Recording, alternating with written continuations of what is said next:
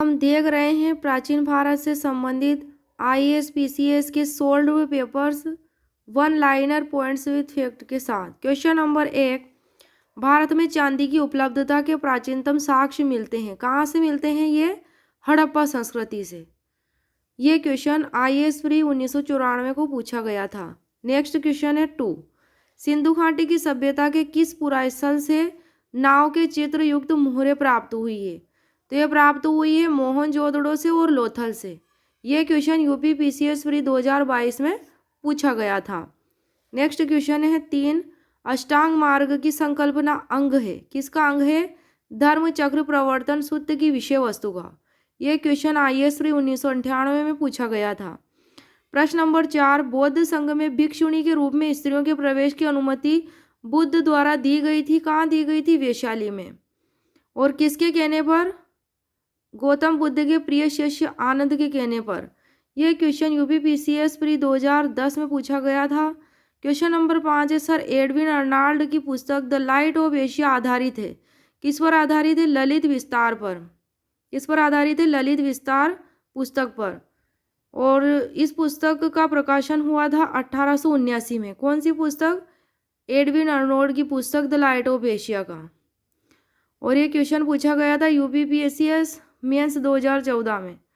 प्रश्न नंबर 6 है, जैन तीर्थंकर पार्श्वनाथ का संबंध किस स्थान से था? ये वाराणसी के थे। पार्श्वनाथ जी जिनका जन्म राजा अशोकसेन के यहाँ हुआ था, उनकी माता का नाम वामा देवी था और इनका प्रतीक चिन्ह सर्प है। इसका प्रतीक चिन्ह जैन तीर्थंकर पार्श्वनाथ जी का। यह क्वेश्चन यूपी पीसीएस मेंस 2016 में पूछा गया था। क्वेश्चन नंबर 7 है, जैन धर्म में पूर्ण ज्ञान के लिए क्या शब्द है? पूर्ण ज्ञान के लिए शब्द है केवल्य। क्या है? केवल्य। ये क्वेश्चन आईएएस प्री 1993 में पूछा गया था। महावीर स्वामी ने 12 वर्षों की कठोर तपस्या की थी। कितने वर्षों की? 12 वर्षों की। कहाँ की थी? जंबिक ग्राम के समीप रिजुपालिका नदी के तट पर। और कहाँ के वृक्ष के नीचे की थी? एक साल वृक्ष के नीचे। कौन से वृक्ष के नीचे? साल वृक्ष के नीचे की थी। केवल ज्ञान प्राप्त हुआ, इसलिए इनको केवलिन भी कहा जाता है। केवलिन भी कहलाए महावीर स्वामी। क्वेश्चन नंबर 8 है, काव्य शैली का प्राचीनतम नमूना किसके अभिलेख में मिलता है? तो यह काठियावाड़ के रुद्रदामन के अभिलेख में मिलता है। रुद्रदामन का शासनकाल 130 से 150 ईस्वी तक था। और यह क्वेश्चन यूपी पीसीएस प्री 1997 में पूछा गया था कि काव्य शैली का प्राचीनतम नमूना किसके अभिलेख में मिलता है। और यह अभिलेख जो है काठियावाड़ के रुद्रदामन का, यह गुजरात में गिरनार पर्वत से प्राप्त हुआ था। ब्राह्मी लिपि में उत्कीर्ण है। संस्कृत भाषा का यह अभिलेख है और संस्कृत अभिलेखों में सर्वाधिक प्राचीन है यह रुद्रदामन का लेख। प्रश्न नंबर है 9, निम्नलिखित नगरों में से किसका उल्लेख कनिष्क के रबातक अभिलेख में नहीं है? नहीं है पूछा है। इसमें ए में कौशाम्बी, बी में श्रावस्ती, सी में पाटलिपुत्र और डी में है चंपा। तो कहाँ पे नहीं था? कौन से नगर का उल्लेख नहीं था रबातक अभिलेख में? तो श्रावस्ती का उल्लेख नहीं है। बाकी कौशाम्बी का है, पाटलिपुत्र का है, चंपा का है। ये क्वेश्चन यूपी आरओ मेंस 2014 में पूछा गया था। संबंधित नोट है इस क्वेश्चन से कि रबातक अभिलेख अफगानिस्तान में सुर्ख कोटल के निकट रबातक नामक स्थान से वर्ष 1993 में प्राप्त किए गए और ग्रीक लिपि और बैक्ट्रियन भाषा में लिखे गए। कौन सी लिपि में? ग्रीक लिपि है और बैक्ट्रियन भाषा में। कुषाण वंशी शासक कनिष्क से संबंधित है अभिलेख और इस अभिलेख में 4 शहरों के नाम उल्लिखित है। रबातक अभिलेख में 4 शहरों के नाम उल्लेखित है। पहला है साकेत, दूसरा कौशाम्बी, तीसरा पाटलिपुत्र और चौथा है चंपा। नेक्स्ट क्वेश्चन है 10, ताम्र लेख दर्शाते हैं कि प्राचीन काल में बिहार के राजाओं का संपर्क था। किससे था बिहार के राजाओं का संपर्क? जावा सुमात्रा से। पाल वंशीय शासक देवपाल बौद्ध मतानुयायी था। कौन से मत का अनुयायी था? बौद्ध मतानुयायी था पाल वंशीय शासक देवपाल। उसने जावा के शैलेंद्र वंशी शासक बालपुत्र देव के अनुरोध पर उसे नालंदा में एक बौद्ध विहार बनवाने के लिए 5 गांव दान में दिए थे।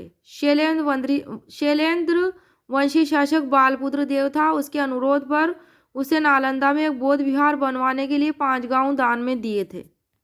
किसने दिए थे? पाल वंशी शासक देवपाल ने दिए थे। और ये क्वेश्चन बीपीएससी प्री 1999 में पूछा गया था। क्वेश्चन नंबर 11 है, दक्षिण भारत के किस वंश के राजा ने रोम राज्य में एक दूध 26 ईसा पूर्व में भेजा था? पांड्य वंश के राजा ने। क्वेश्चन एमपीपीएससी प्री 2005 में पूछा गया था। प्रश्न नंबर 12 है, दक्षिण भारत का प्रसिद्ध तक्कोलम का युद्ध हुआ था, किस किस के मध्य हुआ था? दक्षिण भारत का तक्कोलम का युद्ध तो चोल और राष्ट्रकूटों के मध्य हुआ था।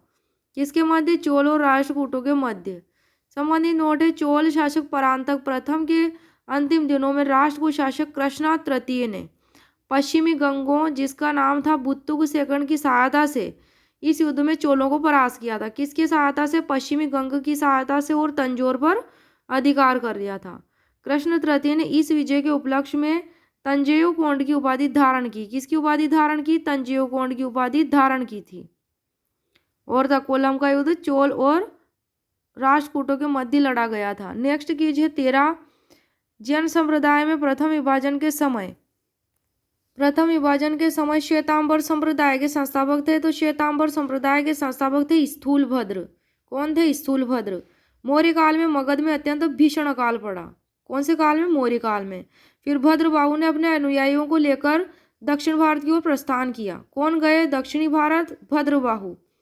और श्वेतांबर संप्रदाय के संस्थापक स्थूलभद्र नहीं गए। ये नहीं गए। स्थूलभद्र अकाल के समय में भी मगध में ही रहे और उनके अनुयायी भी मगध में ही रहे। भद्रबाहु ने निर्वस्त्र रहने के लिए और स्थूलभद्र ने सफेद वस्त्र धारण करने की शिक्षा दी थी अपने अनुयायियों को। जैन संघ के नियमों को लेकर भद्रबाहु में और स्थूलभद्र में मतभेद हो गया था।